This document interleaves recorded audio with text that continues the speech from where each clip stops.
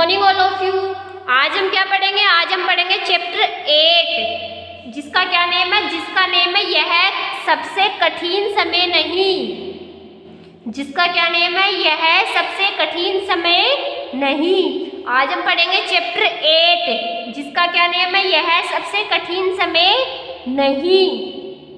जो क्या है? जो एक कविता है। क्या है? कविता। किसकी कविता है? जया जादवानी की कविता है। तो आज हम क्या पढ़ेंगे? चैप्टर 8 पढ़ेंगे जिसमें क्या है? कविता है। नहीं है सबसे कठिन समय नहीं, अभी भी दबा है चिड़िया की चोंच में तिनका। नहीं, यह सबसे कठिन समय नहीं, अभी भी दबा है चिड़िया की चोंच में तिनका। और वह उड़ने की तैयारी में है, और वह उड़ने की तैयारी में है। अभी भी झड़ती हुई पत्ती थामने को बैठा है हाथ एक। नहीं, यह सबसे कठिन समय नहीं, अभी भी दबा है चिड़िया की चोंच में तिनका। और वह उड़ने की तैयारी में है, अभी भी झड़ती हुई पत्ती थामने को बैठा है हाथ एक। अब हम क्या देखते हैं? इसके शब्दार्थ देखते हैं। कठिन, मुश्किल, झड़ती, गिरती, थामना, सहारा देना। अब हम देखते हैं इसका प्रसंग। प्रस्तुत पद्य पंक्तियों हमारी पाठ्य पुस्तक वसंत में संकलित जया जादवानी को कविता जया जादवानी की कविता यह सबसे कठिन समय नहीं से ली गई है। प्रस्तुत पंक्तियों में उदाहरणों के माध्यम से मनुष्य को यह समझाने का प्रयास किया है कि वह विपरीत परिस्थितियों से निराश न होकर और आशावादी बनकर अपने लक्ष्य की ओर बढ़ता रहे। अब हम देखते हैं इसकी व्याख्या। मनुष्य को समझाते हुए कवित्री कहती है कि यह सबसे कठिन समय नहीं है, अतः इससे निराश नहीं होना चाहिए और न ही अपने लक्ष्य की ओर बढ़ने में संकोच करना चाहिए।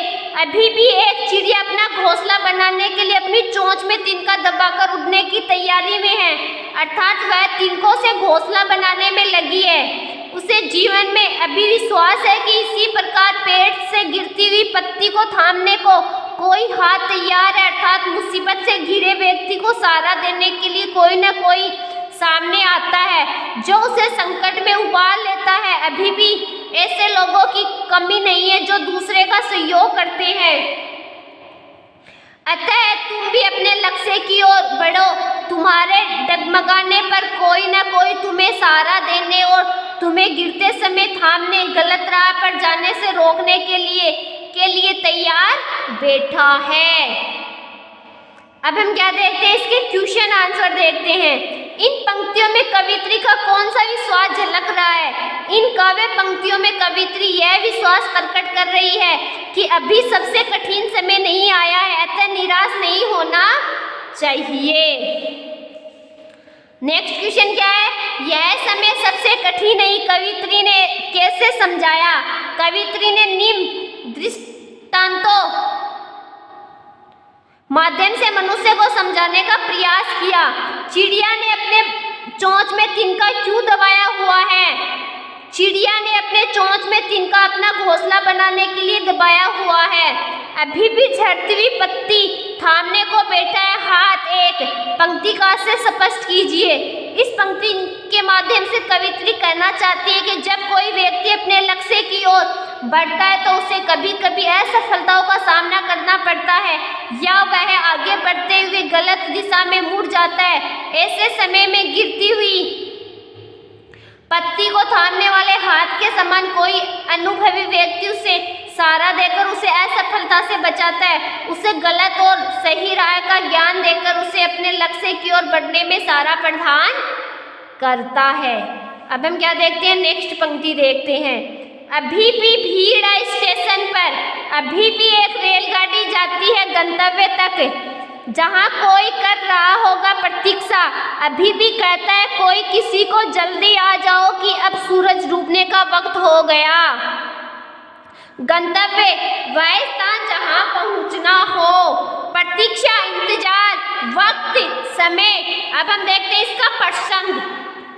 प्रस्तुत पंक्तियों हमारी पाठ्य पुस्तक वसंत भाग 3 में संकलित कविता यह सबसे कठिन समय नहीं से ली गई है। इनकी रचना जे जादवानी ने की है। प्रस्तुत पंक्तियों के माध्यम से कवित्री ने सबसे कठिन समय न होने के पक्ष में तर्क देते हुए मनुष्य को आगे बढ़ने की सलाह दी है और यह समझाने का प्रयास किया है कि जब व्यक्ति आगे बढ़ता है तो रास्ते अपने आप निकल आते हैं। अब हम देखते हैं इसकी व्याख्या। कवित्री मनुष्य को आशावादी बनने की सलाह देते हुए कहती है कि अभी रेलवे स्टेशन पर बहुत भीड़ है, अर्थात लोग एक स्थान से दूसरे जगह आ जा रहे हैं। रेलगाड़ियां उन्हें निरंतर अपने मार्ग पर चलते हुए उन्हें गंतव्य तक पहुंचाती है। वहां उनका कोई न कोई प्रियजन इंतजार कर रहा होगा। शाम को सूरज ढलने का समय होते ही कोई अपने प्रियजन से मन ही मन कहता है कि जल्दी घर लौट आओ क्योंकि सूरज डूबने का समय हो गया। अर्थात लोग अभी भी एक दूसरे के सुख दुख का ध्यान नहीं रख रहे हैं। अतः यह सबसे कठिन समय नहीं हो सकता, इसलिए हमें भी निराशा छोड़कर अपने लक्ष्य की ओर बढ़ जाना चाहिए। अब हम क्या देखते हैं, इसके क्वेश्चन आंसर देखते हैं। कविता और कवित्री का नाम लिखिए। कविता यह सबसे कठिन समय नहीं, कवित्री जया जादवानी। अभी भी एक रेलगाड़ी जाती है गंतव्य तक। इस पंक्ति का भाव क्या है? इस पंक्ति का भाव यह है कि जीवन कभी रुकता नहीं है, लोग निरंतर अपने स्थानों को आ जा रहे हैं। स्टेशन पर भीड़ क्यों है? स्टेशन में आने जाने अर्थात एक दूसरे के सुख दुख में शामिल होने वाले की भीड़ है। वे अपने प्रियजनों से मिलने आ जा रहे हैं। किसी का इंतजार कर रहा व्यक्ति क्या इच्छा व्यक्त करता है? किसी का इंतजार कर रहा व्यक्ति यह इच्छा व्यक्त करता है कि अब सूरज डूबने का समय होने वाला है, अतः जल्दी आ जाओ। अब हम देखते हैं इस चैप्टर की अगली पंक्ति। अभी कहा जाता है उस कथा का आखिरी हिस्सा जो बूढ़ी नानी सुना रही सदियों से दुनिया को, तमाम बच्चों को अभी आती है एक बस अंतरिक्ष के पार की दुनिया से लाएगी बचे हुए लोगों की खबर नहीं। यह सबसे कठिन समय नहीं। पहले हम इसके शब्दार्थ देखते हैं। कथा, कहानी, आखिरी, अंतिम, हिस्सा, भाग, सदियों, सैकड़ों सालों, तमाम, बहुत अधिक, खबर, समाचार, कठिन, मुश्किल। अब हम देखते हैं इसका प्रसंग। प्रस्तुत पद्य पंक्तियों हमारी पाठ्य पुस्तक वसंत में संकलित जे जादवानी की कविता यह सबसे कठिन समय से ली गई है। प्रस्तुत पंक्तियों में कवित्री काल्पनिक तर्क देते हुए मनुष्य को आशावादी बनने का संदेश दे रही है। अब हम देखते हैं इसकी व्याख्या। कवित्री कह रही है कि अभी भी लोग नानी दादी के द्वारा सुनाई जाने वाली कहानियों का अंतिम और महत्वपूर्ण शिक्षा प्रदान करने वाला भाग सुनाया जाता है। अर्थात हे मनुष्य, तेरे जीवन का सबसे महत्वपूर्ण और अंतिम भाग अभी बाकी है जो सुखदायी है, अतः तुझे निराश होने की आवश्यकता नहीं है। अंतरिक्ष के पार से जानकारी लेने गए लोगों में से जो लोग बच्चे हैं उन्हें बस लेकर आ रही होगी जो अंतरिक्ष पार की महत्वपूर्ण जानकारी देंगे। इस प्रकार संसार में घटनाएं घटित हो रही है और होती रहेगी। अतः मानव तुमको कतई निराश नहीं होना चाहिए, वे अपने लक्ष्य की ओर निरंतर बढ़ते रहना चाहिए। अब हम क्या देखते हैं, इसके क्वेश्चन आंसर देखते हैं। संसार की बूढ़ी नानियां बच्चों को कैसे कहानियां सुनाती आ रही है? संसार की बूढ़ी नानियां बच्चों को शिक्षाप्रद कहानियां सुनाती आ रही है। किनकी कहानियों का कौन सा भाग अभी घटित होना है, वह भाग कैसा है? दादी नानी की कहानियों का अंतिम भाग अभी घटित होना है, यह भाव अत्यंत शिक्षाप्रद है। अंतरिक्ष पार की खबर कौन ला रहा है? अंतरिक्ष पार की खबर वहां से बच्चे लोगों को बैठाकर बस ला रही है। यही लोग लोग संसार को, बच्चों लोगों को अंतरिक्ष पार की जानकारी देंगे। कवित्री ने निम्न पंक्तियों के माध्यम से क्या संकेत दिया है? कवित्री लोगों को यह सलाह दे रही है कि संसार में घटित होने वाली घटनाएं हो रही है और होती रहेगी। इनसे निराश होकर बैठने की बजाय अपने लक्ष्य की ओर बढ़ते रहना चाहिए। तो आज हमने क्या पढ़ा? आज हमने पढ़ा चैप्टर 8, जिसका क्या नाम है? यह सबसे कठिन समय नहीं। तो इस चैप्टर को आपको क्या पढ़ना है? ये क्या है? एक कविता है। इस कविता को क्या करना है? आपको अच्छे से पढ़ना है और अच्छे से इसको समझना है।